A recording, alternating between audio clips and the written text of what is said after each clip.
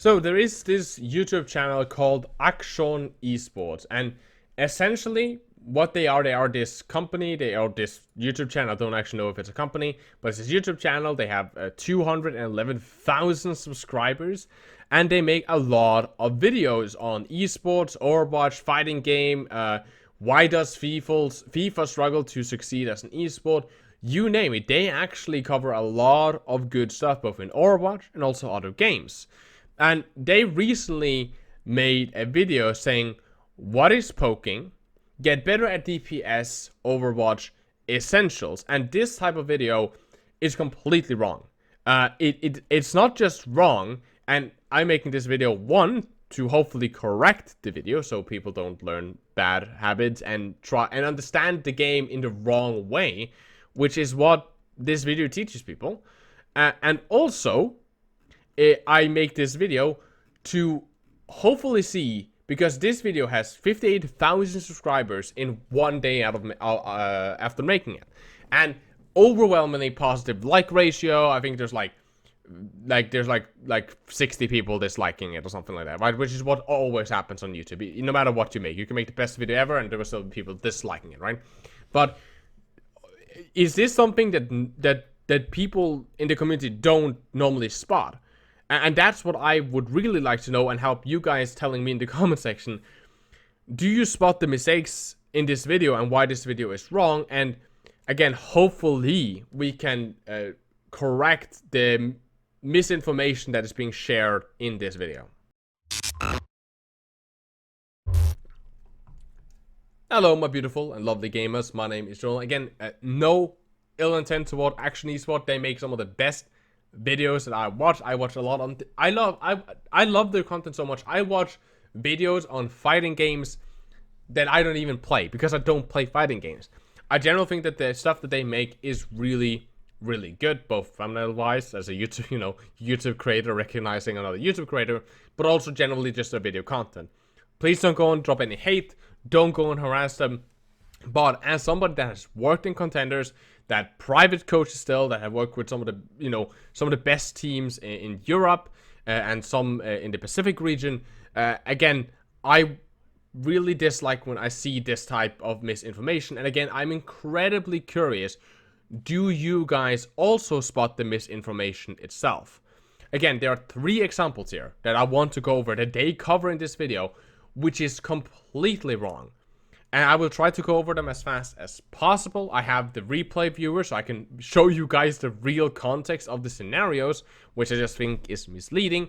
And then I will show you their video. I will show you what they are saying in the video, how they are covering it. And then hopefully I can correct and give my opinion as somebody that has been a professional coach all the way up with contenders level and worked with like Overwatch League pros. That kind of stuff, which is higher level than your average just YouTuber making high quality content. So let's really jump into this. Again, if you guys could help me share this video around, liking it, commenting, subscribing to the channel is always appreciated, but sharing this on like Reddit or your whatever you are on, Discord, whatever you're on social media, hopefully we can. I don't think I can catch up to 58,000 views, because that's just something that my channel just can't do with my sub count, but hopefully we can catch something up to it, and hopefully correct some of the damage that has been done, in my opinion, to people taking this advice and bringing it into their ranked games. So, first scenario, let's just take a look at what they're saying. Now let's look at an example of bad poke, which gains little for your team while handing the enemy supports free ult charge. We find ourselves at Anubis Point B, spectating Birdring, who is playing Ashe against the Toronto Defiant. After just taking down Agilities, Birdring now has his ult up and ready, meaning that he has no real reason to poke, especially since he knows that the enemy supports do not have their ultimates yet. Despite this, he continues to pump damage at the enemy D.Va, feeding the opposing Ana, who can now heal her tank for free ult charge. Nevix even walks out to purposefully bait damage so that Ana can max out her meter, and Birdring says, sure, I'll shoot you. Why not? Because Kariv now has nano boost, and the Defiant are able to engage with a juiced up Pharah. So what do we learn from this interaction?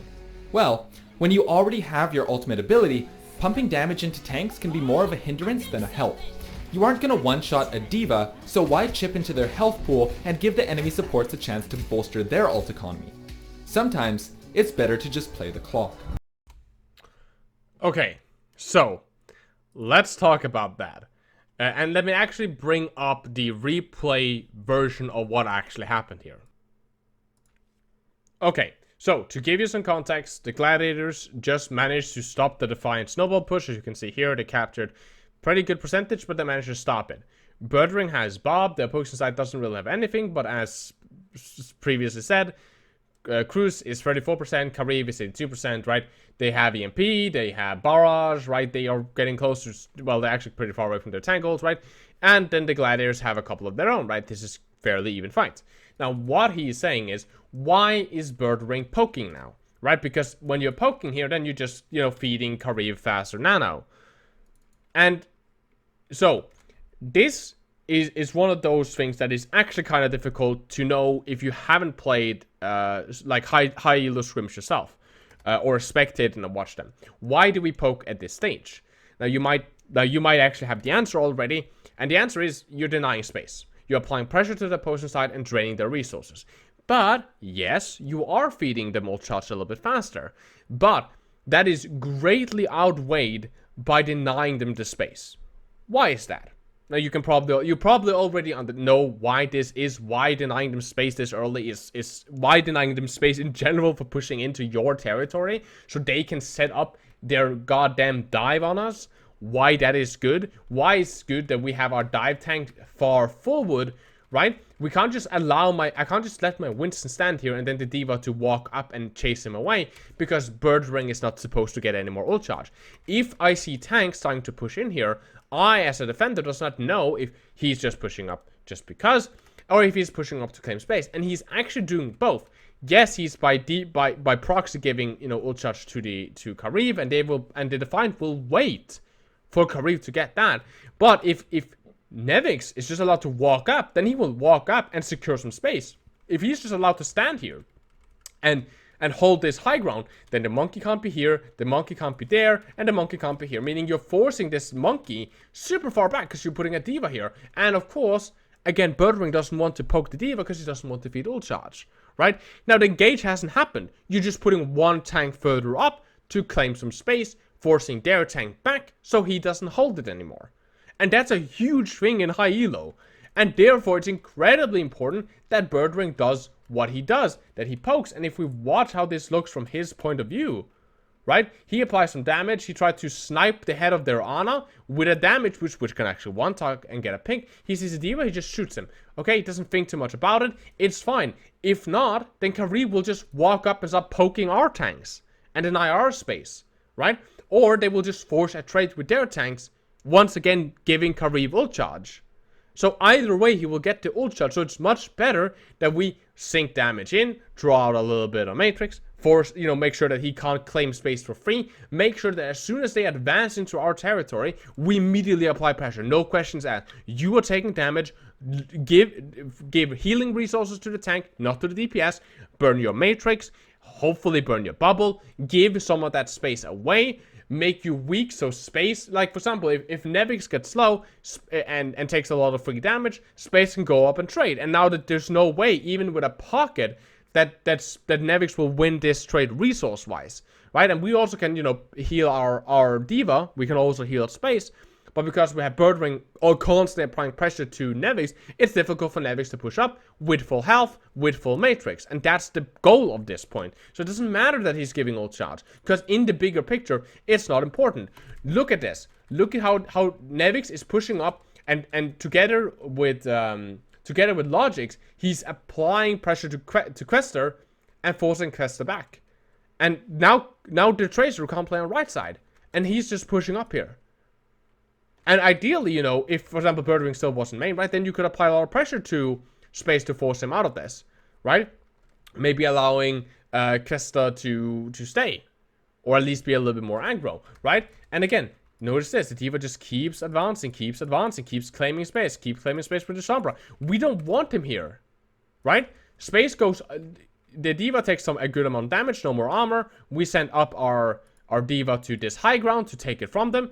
You back off with your D.Va, and we're completely okay with this. This is a good position from us. We have a monkey under here. We have a tracer on this right side, right? So we can dive potentially if we want to. We have our D.Va here denying this, being able to harass the Pharah, being able to fly back and peel, being able to deny this position. And that is so much more worth than, okay, we fed Kareev a little bit ult charge a little bit faster than he normally would have gained it by instead poking our tank, making sure that our D.Va couldn't stay here, or by sending Nevix to fight space, Nevix getting ult charge, flying back to going back to Kareev, and also Kareev getting the ult charge, right? So either way, they will gain the ult charge, and at least here we are trading for space, keeping them out and applying a lot of pressure, making sure that they can't dive with full resources.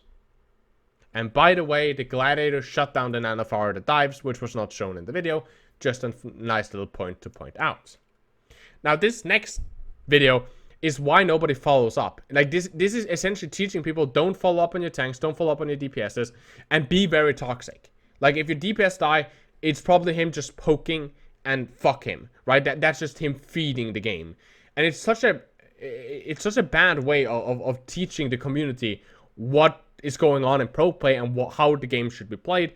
And I know Akshon is better at breaking down these type of things, because I've seen some of their Overwatch League breakdowns, which is much better.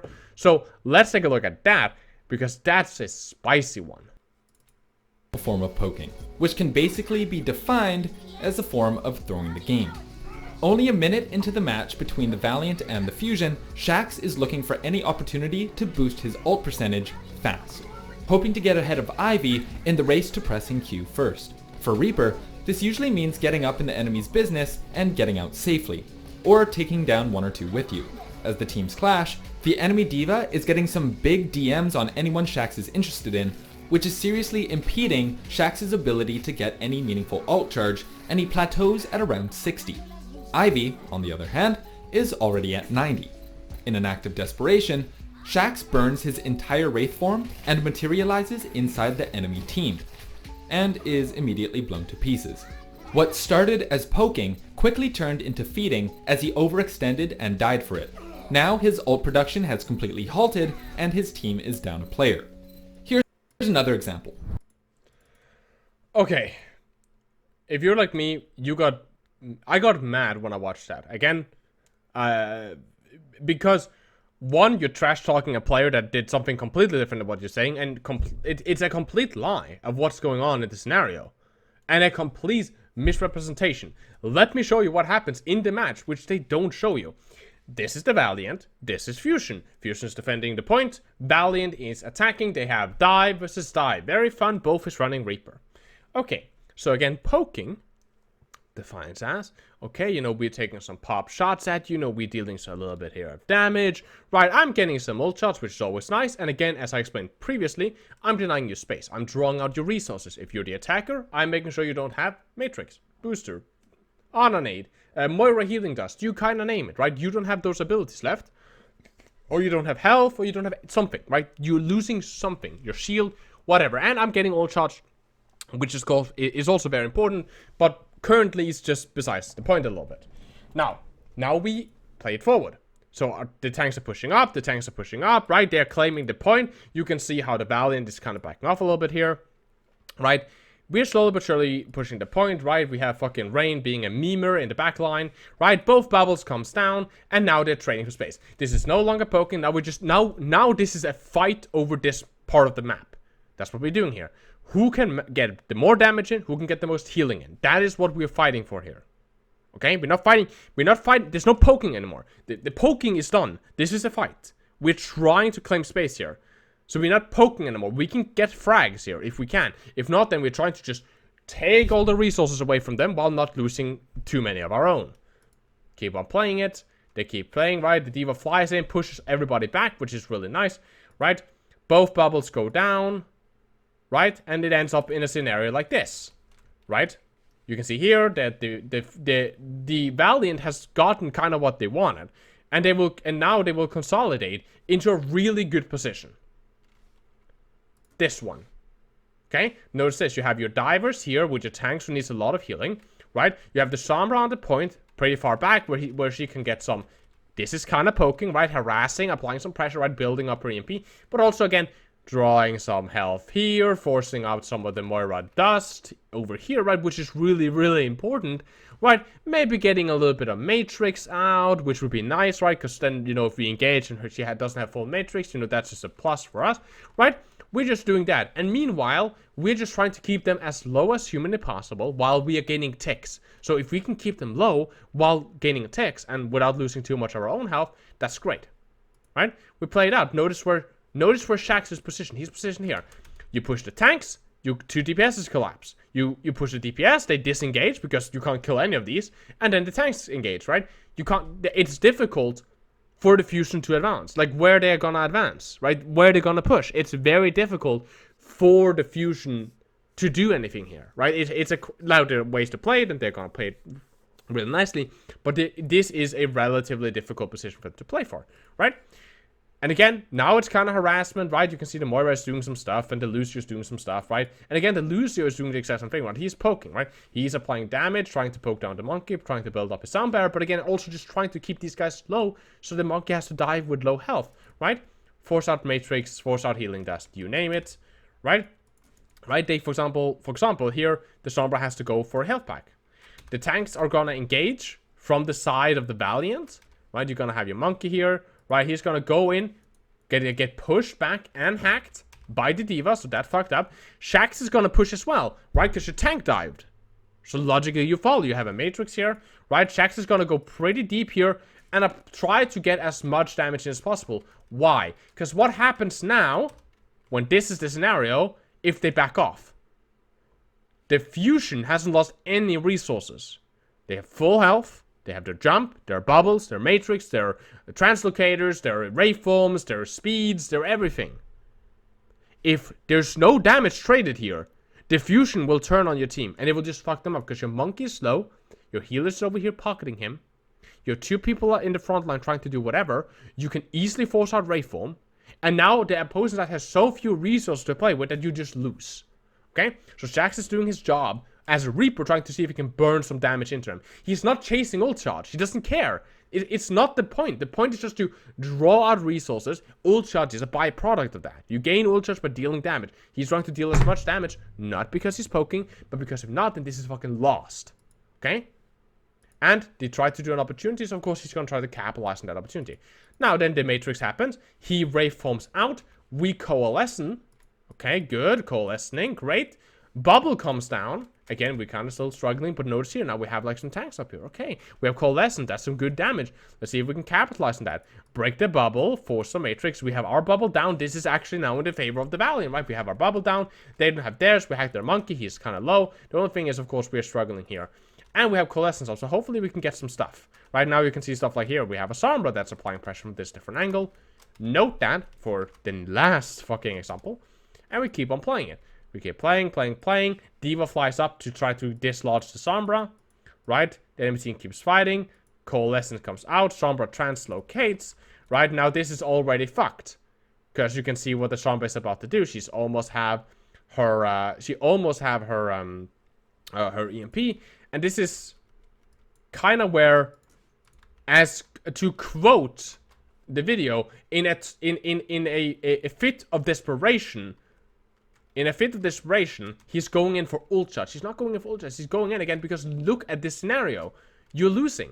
Now, this is a misjudgment from Shaxx. 100%. He shouldn't go in here, right? We should try to disengage. We should try to see if we can cut it. But he's going to go in here and try to see if he hopefully can burn the monkey, right? Because, okay, that's a huge thing. If we can force the monkey back, then they have difficulty pushing us, right? Then we can maybe play from this. But that doesn't happen. He pops waveform. He gets stuck here. They hack with EMP 3 of our players. EMP happens. And now he's stuck in here with no backup. And again, if you notice this, Dreamer almost had Leap and Bubble and could potentially have come in and saved him. We have McGravy up here who has his booster and has his Matrix, right? Potentially could also have gone in here and done something to help Shaxx, but they get hacked, right? He's not dying because he's poking. It's a misjudgment. It's a bad call. Should have disengaged that. You know, his team couldn't go. There's a comms issue. There's something else happening here. But it's not because he's poking. That is wrong. He's not dying for ult charge. He's not dumb. And to point out something, Overwatch League players are great. Contenders players are amazing. Fantastic people. They are not tracking like how much more the opposing DPS is in front of me. I'm 65, he's 90. Like, in some situation, it's very obvious, and you can kind of gain it from like how active and how dominant he's been on the match, right? But you're not like counting down their percentage, because that's so difficult to kind of call. You can kind of guess it, like, he's probably close to ulti, but you don't like solo track like, oh, he's clearly 89, and therefore, I'm fucked, right? Again, we don't play for ultimates in that way. Now, on to the last thing, which is positioning and off-angling, and where you see the Dallas Fuel do a really good job, and once again, where one, they're lying in the replay in what they're showing you, not directly saying anything that's false, but they're not showing you what's actually going on, they're not giving you all the facts to kind of push their point. And two, where the position is really good, and it's a good position, and then you're telling people this is bad, don't do that, even though that's exactly what you should do. So let's take a look at that. Example, showcased by Doha on Numbani. It's an example that illustrates how desperation can lead to some terrible decision making. The Fuel have successfully made their way onto the point, but are receiving heavy resistance from the Washington Justice, who are rapidly bringing their ultimates online. The Fuel, whose ult economy is subpar, don't have a great response to this, so Doha frantically starts poking at the Justice to push himself past the 90% threshold.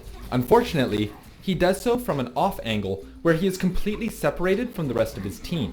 He's also on the low ground with no real defensive or escape options, and is sending shurikens into the Washington's front line, which serves no purpose other than making the enemy team aware of his position. Needless to say, Janu capitalizes and disposes of the rogue Genji appropriately. In the end, Doha did manage to get his ult, but unfortunately, he lost his life in the process, and his team lost the point. Okay, if you made it this far, which I don't know how many people sat through my ramblings, since this is probably pushing half an hour, type forehead in the chat, because a Genji, who you will see has dash and deflect and is close to a wall, has no escape option from a hog, right? None. Okay, let's break down once again why what they're saying is completely wrong and why you should be doing. Doha is doing something really, really good. Now, let's just take a look at that. Okay, so this is a scenario that they're put in. So, they have managed to, they lost a bunch of players trying to capture the point. The Fuel has managed to push them all the way back to this choke point here. Again, the Justice have some ultimates coming online. The Fuel actually also have some ultimates coming online. You can see right now, that's actually very close. You have some soon Primal. You actually have a Pulse Bomb, which only the God himself, is going to try to use. Gonna get nothing out of it. Then you have a Genji here, right? And this is how this plays out, right? They hook our diva. The monkey who was dead comes back in, dives, has been harassed by the Sombra, is a little bit low. He's gonna dive in, right? And now he's gonna go pretty far deep. He's gonna pop his bubble. I try to push these guys back. There's a hog who is split here, which they're gonna harass. They need to focus on the Sombra who's behind, so they're gonna do that. So Doha is gonna dash up here, force a translocator, right? Then you can see the tanks of the Fuel. They're going to be here. Unigon is going to be further back. Right? The Hog is going to be pushing into our Winston, who's almost going to die, which is pretty bad. And this is the scenario that we're kind of put in. A low tank and a low tank. And now it's desperation time. Now, yes, this is desperation in the sense that we are currently this fight is lost. Not literally, but this is a pretty bad spot for us to be in. Now, Doha does the exact right thing that he should be doing. And as he's pushing up here, sending shurikens at the Hog. Why? Because this is the Hog who's whole hogging my team. And you can even see Unigod doing something very similar by emptying as many mags into the Hog. Notice the positioning close to a wall, right? So he can't be pressured by the Ashy for no reason, and difficult for the Sorry to do anything. They kill our monkey. That's already really bad. This is probably lost. They almost kill our diva. And because of the damage that these two DPSs are managing to do Remember that the D.Va is out of practically effective range, and the Mario does very little damage, right? You also, of course, has a Lucio that's doing something, right? But if you notice these two, because of the damage that the two DPSs are doing, notice what Unigod is going to do. It's going to fucking blink in here, trying to just keep dealing damage, right? They turn around and they apply Whole Hog. Now, the sentence... The only thing you're doing is letting the enemy team know where you are. If you think a professional team during a team fight does not know where the fucking Genji is, then please, like, this isn't Silver. They're not just gonna be like, la-di-da-di-da, where the fuck is the DPS? We don't care. They're gonna be aware that there's two dive DPSs ready to fucking assassinate their Ashe or dive their Ana. They are very aware of that. Currently, you stop the front line or you lose the point. Period. There's no other way. You have a whole hog and hog. 2, off-angling away from their team is kind of the point of the off-angle. If not, then you're not off-angling anymore. You can say that, oh, they are split, blah, blah, blah, blah. One is the Tracer, the other one is the Genji that can take this high ground. The whole point is when they whole hogged, I'll go back. When they whole hogged, just look at this. If it could load properly. Okay, load as this. Now, what happens if my Genji is here? He just get beamed by the Zarya and hold hog by the hog. And now they can push these 3 players up. Because my entire team would be stuck here. Push back, Zarya off angles. You push up your DPS. Your Ashe takes the high ground. You can't dive the Ashe because you're out of dash range. Your Tracer's on low ground and stuck here because, right, we're not off angling. Right? So we are all on the point. Meaning that all of this can just concentrate fire on us. We have no control of the map. I covered this on my last video where I talked about what is the best playstyle, and I talked about being too passive, which is what so many people get wrong, of stacking players on the point, right? And this is the exact issue with that, right? Now, Doha is going to apply pressure, apply pressure, apply pressure. They're going to dive in, they're going to get pressured out, they're going to lose their D-Mech. They're going to D-Mech their D.Va, no monkey, and now these guys are allowed to push up to kill the Genji. And to kill the Tracer. If they had tanks here, this wouldn't be an issue. Of course, they'd love to push the off angle when there's no off angle here to threaten that. There's no tanks anymore. This is a lost fight. You lost both your tanks. Right? The only thing Doha could have done better here, objectively, is 2 things. 1, he has the flag, so he could deflect the hook. Right? That's just, okay, sure. And 2, he could climb to the high ground. That's it. That's the only difference. He's doing a good job applying pressure, doing a bunch of stuff. It's not that he's dumb. It's not that he's greedy. It's not that he's it's not that he's in a bad spot. He got into a really good position, applied a lot of pressure, did a lot of damage, which is his job as DPS, trying to zone out the enemy team. But his tank was too low. His monkey died. His D.Va got pushed back and then got DMA'd. There's not much more he can do. He got hooked. He got killed. It's almost better than him getting staggered. He has his ultimate. Okay, right? It's a good spot. If you were a Genji player, this would be a good spot. The only thing I would have commented on, once again, is that he should have been here, shooting down. Because that way, he would be more difficult to pressure out, and that way they couldn't pressure both him and Uni at the same time. That's like the only thing that we could comment on here.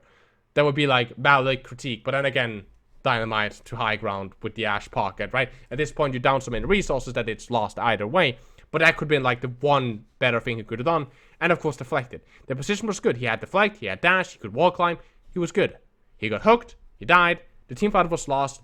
This is not the thing to focus on. The thing to focus on was how they got into that position, which started way earlier in this replay. And you can go and watch that if you want. You can find this on the replay viewer on the current season.